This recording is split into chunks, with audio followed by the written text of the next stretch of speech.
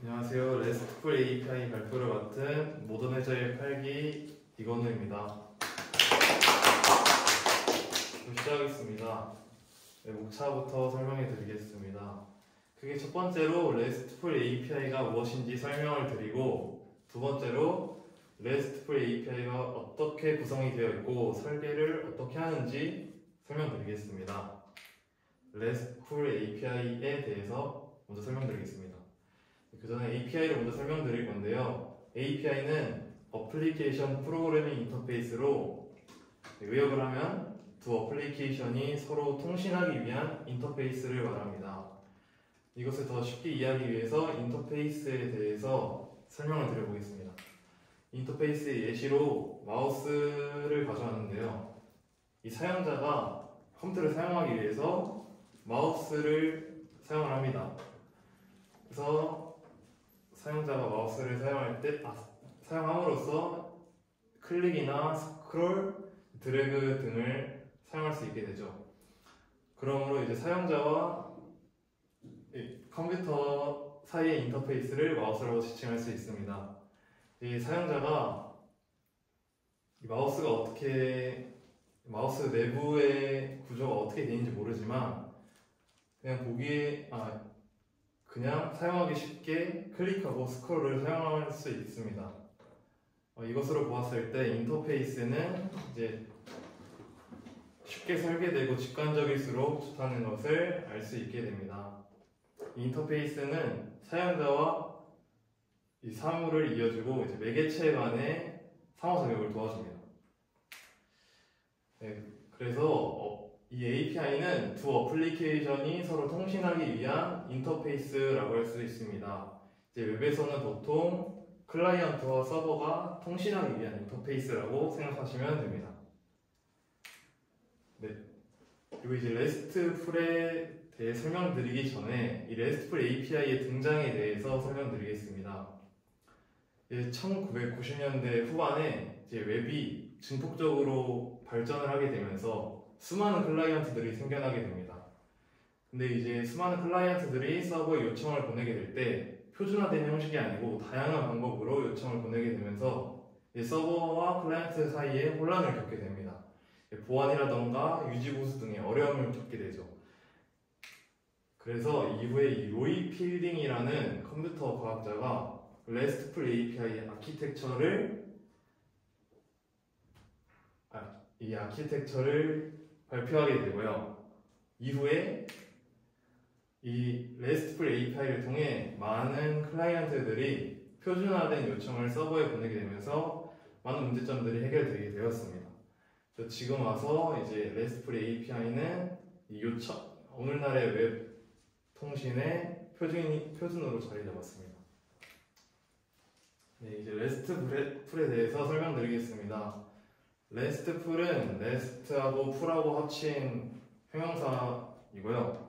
REST의 뜻에 대해서 좀 자세하게 알아보겠습니다. REST는 Representational State Transfer. 네, 이것도 요약을 하면은 자원의 표현을 가지고 상태를 전달한다 라고 해석할 수 있습니다. 네, 이건 이제 우리 및 강의에서 그대로 가져온 의역이고요. 네. 그래서 이 핵심 키워드들 자원과 이 표현, 상태를 전달한다는 의미인 행위에 대해서 자세하게 설명드리겠습니다. 먼저 자원입니다. 자원은 API에서 관리되는 데이터의 대상을 의미합니다. 이미지라던가 텍스트 등 많은 데이터들을 전부 아우르는 말입니다. 이거는 URI로 나타낼 수 있는데요. 이런 식으로 코코 팀의 유저 중 8번의 포인트를 나타내는 거고, 아래는 코코 팀의 유저 중 1번을 나타내는 식으로 자원을 나타낼 수 있습니다. 두 번째로 표현입니다. 표현은 자원을 클라이언트와 서버가 주고받는 형식이라고 말합니다. 이거는 이제 헤더로 나타낼 수 있습니다. 네, 이런 식으로 나타낼 수 있고요.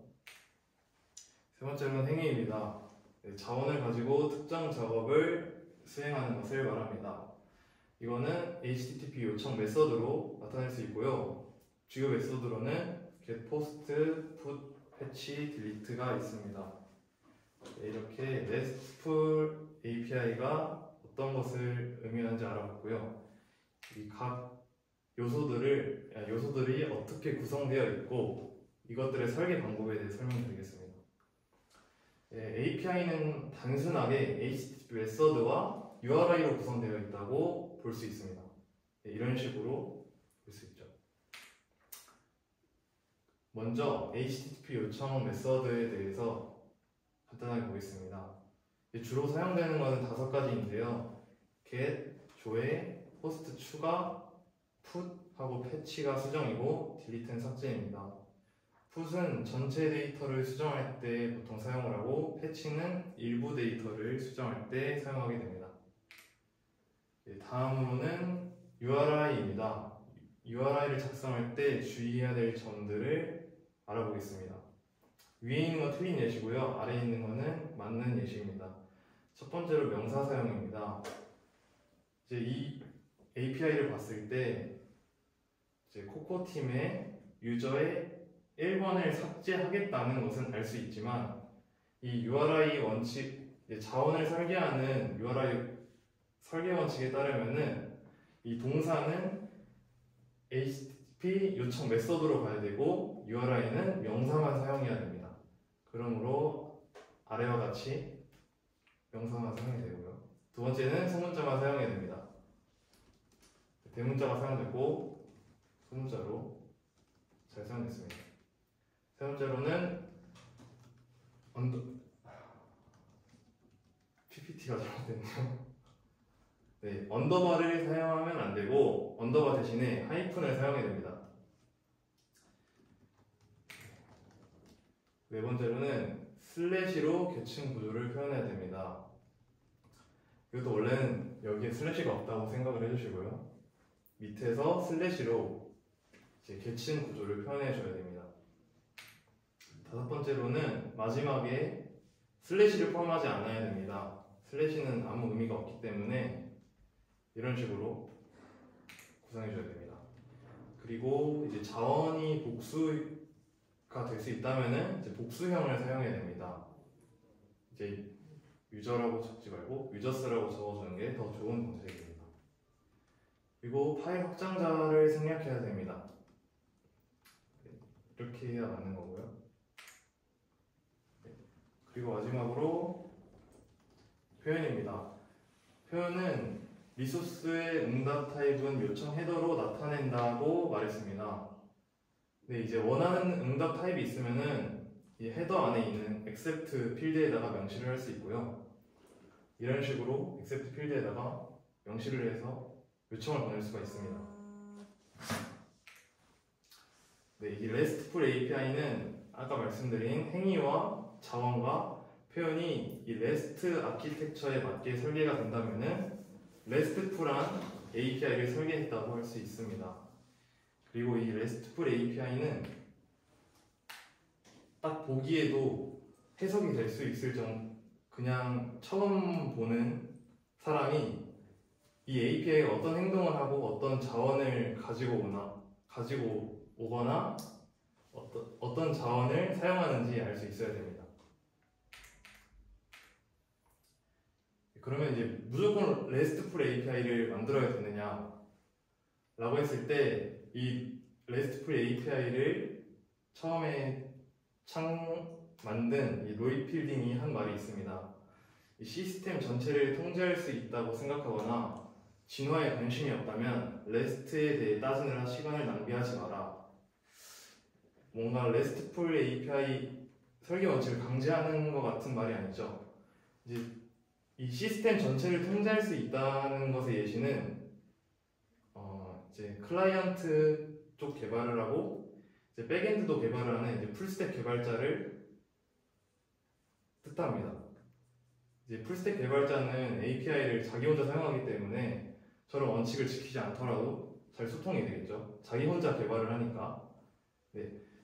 하지만 이제 보통 현업에서는 많은 개발자들이 같이 일을 하고 유지보수를 하기 때문에 보통의 상황에서는 RESTful API를 지켜주는 것이 좋습니다. 저는 이 로이 필딩이 한 말에 대해 한 생각은 RESTful API가 개발자들 간의 소통을 손쉽게 할 수 있게 직관적으로 할 수 있게 해주지만 이 상황에 맞춰서 이 설계 원칙을 사용하는 말인 것 같습니다. 그래서 보통의 상황에서는 RESTful API 원칙을 잘 지킨다면은 좋은 개발자가 될 수 있을 것입니다. 감사합니다.